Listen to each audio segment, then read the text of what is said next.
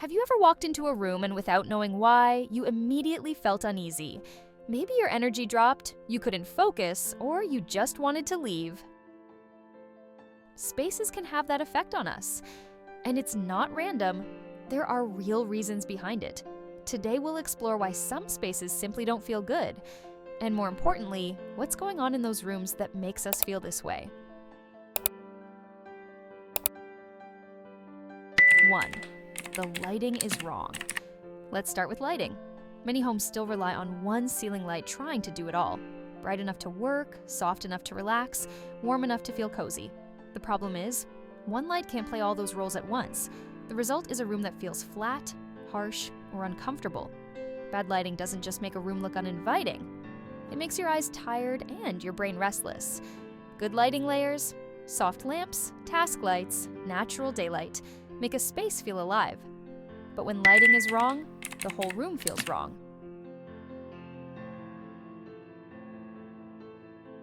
2. The furniture doesn't fit.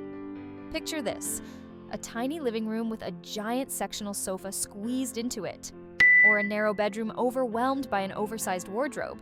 When furniture is out of scale, the room feels out of balance. Even if you don't notice it right away, your body does. You move awkwardly, you bump into things, and you never quite feel at ease. Furniture should give the room breathing space, but when pieces are too big, too heavy, or just badly placed, the space feels suffocating. 3. There's no natural light. This one is huge. Natural light doesn't just help us see, it literally sets our body's internal clock. In our brain, there's a small area called the suprachiasmatic nucleus, or SCN. When daylight hits our eyes, the SCN tells our body it's time to be awake, alert, and energized. Without daylight, our circadian rhythm gets confused. We feel tired, sluggish, and unmotivated. No lamp can replace the sun. That's why rooms without natural light often feel draining, no matter how well decorated they are. 4. The room lacks harmony. There's a difference between eclectic and chaotic. Eclectic design mixes different styles in a thoughtful way. Chaotic spaces, on the other hand, are filled with random pieces that don't connect. Our brains naturally crave order and balance. When colors, patterns, and styles clash without purpose, the space creates mental noise. In other words, if the room looks confused, you feel confused. 5. Too many curtains. Now, let's talk about curtains. In some rooms, windows are buried under layer after layer of heavy fabric. Sheer curtains, thick drapes, extra panels. Not only do these collect dust and trigger allergies, they also block light and air. The room ends up feeling heavy, dark, and suffocating. Windows are meant to connect us with the outside world. Too many curtains cut off that connection and weigh down the atmosphere. 6. The acoustics are off. Have you ever tried speaking in an empty room, only to hear your own voice bouncing right back? That echo might seem small, but over time it's exhausting. Spaces with too many hard surfaces, bare walls, marble floors, glass, don't absorb sound. Instead, they reflect it.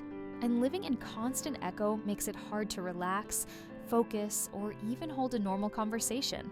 Good acoustics matter more than most people realize. When the sound is wrong, the space wears you out. 7. The space feels cut off from nature. Imagine a room with no plants, no natural textures, no view of the outdoors. Everything is concrete, glass, or plastic.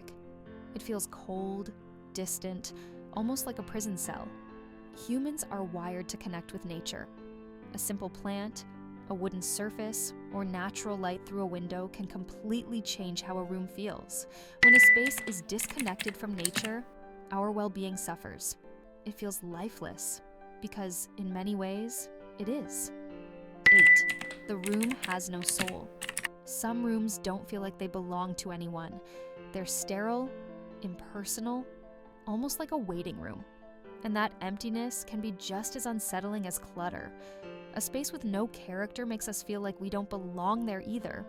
What gives a room soul isn't expensive furniture. It's warmth, personal touches, and a sense of identity. Without those, the room feels hollow. Bonus, toxic people in the room. And finally, here's something we can't ignore: the people inside the space. You could have the best design, the perfect lighting, the right furniture, but if the room is filled with toxic energy, it won't feel good. Spaces hold emotions. If the people inside bring negativity, the space itself becomes heavy. Every room tells a story of how we live, what we value, and how we treat ourselves. When a space feels right, it nurtures us quietly every day. I hope this video helps you see your home not just as a place, but as a living reflection of your well-being. See you in the next one. Until then, keep designing with intention and heart.